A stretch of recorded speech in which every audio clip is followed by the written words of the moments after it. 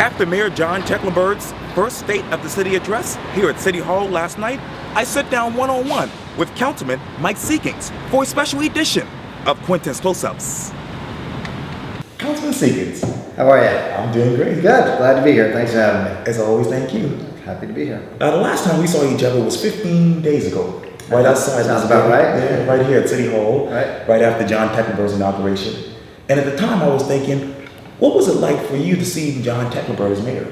Well, I thought it was an amazing, historic day. Whenever you have a change of government, it's always interesting. Here we had someone who'd been a leader for 40 years, descending from the steps, and John coming in and being our new mayor. And it just shows you that in America, democracy works. Where else in the world can you change governments after 40 years so peaceably? So it was really fun to be and amazing to be part of that. Just really excited to be there. And let's move from 15 days ago to just last night. As you know, the mayor had his first State of the City address, and he addressed a lot of issues. There was something for everybody. So describe to me the following in one word.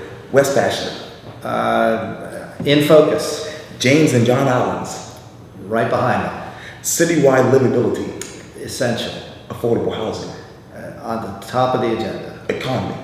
It's good and we need to protect it. Jobs.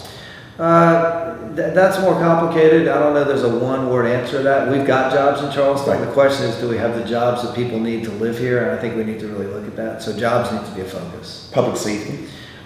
We have the best team out there. Finish these sentences for me.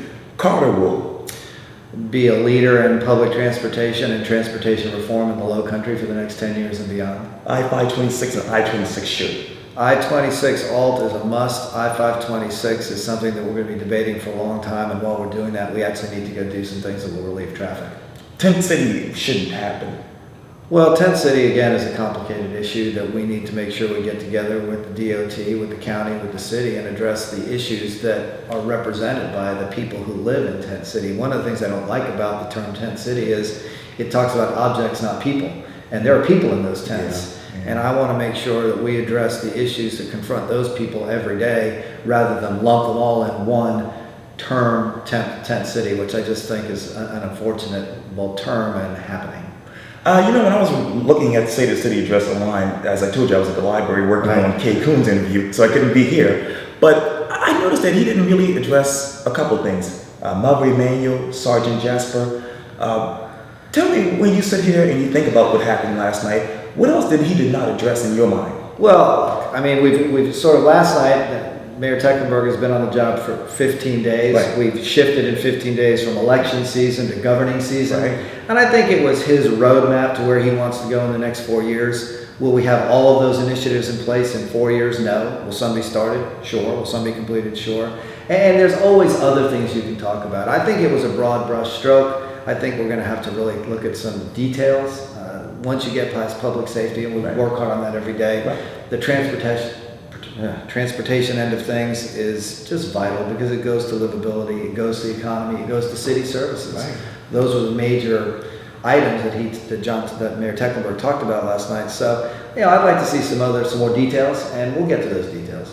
Congressman. Well, one of these days, right? A couple of other things. I mean, I think there are some things that, there's been a lot of focus on regionalizing the city. And I think that one of the things we have to be very careful of as we go forward is we don't do that. That we do what's best for the city as a whole in everything that we do. And whether it's revitalizing certain areas of West Ashley, talking about flooding and flooding relief downtown, particularly in the Calhoun West Hospital area. How we deal with things like getting Charleston caught up in the 21st century in terms of transportation. How about this? Putting power lines underground. I mean, that is a huge issue that we haven't heard much about from anybody, but we need to make sure that happens. That's a public safety issue, it's a quality of life issue, it's a providing of services issue, and then implementation of the tourism management plan. So we have things in place, we've got an infrastructure politically out there that we really need to follow. And I think Mayor Tecklenburg's principal role in that certainly for the next year is to set the priorities and let us go to work on them.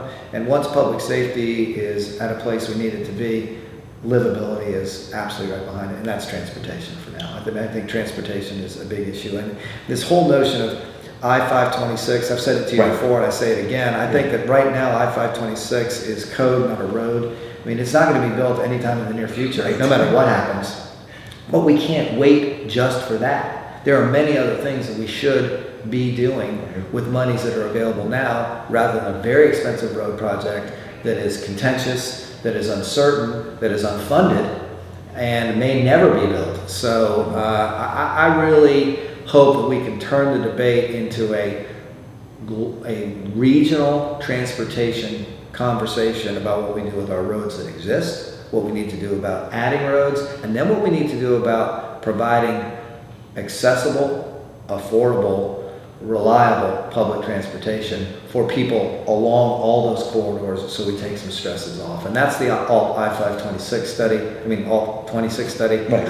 And I think that people really need to take a look at that. And we've called the corridor a bus rapid transit corridor. I really actually think should better be called a rapid transit corridor, RTC, because it's not always going to be buses. We'll ultimately get to light rail, but we have to start somewhere. And I think the speech last night by Mayor Tecklenburg is the start line. And what we do here is a marathon. There's lots of shorter runs in between, but it's a marathon, and we're going to hit some bumps along the road. But we need to start things. And I'm hoping, and I believe it is true, that following the speech last night, we're beyond election season. We're out of talking season. Right. We're now into doing things. So the speech had a little bit for everybody, a challenge to all of us to make sure that we move forward and deliver what the people of Charleston have asked for, which is a livable city. Speaking of moving forward, I accidentally called you. Yeah. But as you know, this is another election season coming up. There's so many always election season going on, right? And there's always, rumors out there. Right. And as you know, your name is being known out there as a potential runner for the state district State House, 110 seat. Right now, Russell Garrard is running for that seat, and a couple other people are. That's correct. I'm going to stay in my seat as a city council member for this election cycle. As you know, I'm now the chairman of CARTA, which is a job that is really a challenge and something I'm wildly interested in, the transportation end of things, which I would have to give up to run if I won that seat. So I'm going to stay in my city council seat along with my CARTA chairmanship, and then we'll see where it all goes from there. I like being part of the city. There's a lot that can be done in the city. We can do things every day. We do things every day. Right. And like you said, there are a lot of things that weren't mentioned last night that are going on. The Sergeant Jasper is a huge issue, not just because of that project, but because of what it represents in terms of growth, density, how we're going to develop the city going forward. I want to be I've been so integrally involved in it. I really want to see that through. And I want to see the downtown tourism management plan implemented, and make sure that we are protecting the citizens the way we should. So I'm here for at least the next 2 years, and we'll see what happens after that. Well, Councilman Mike Seekings, it's always good talking to you. Thank you very much. I appreciate it. I appreciate it. Thanks. Thank you.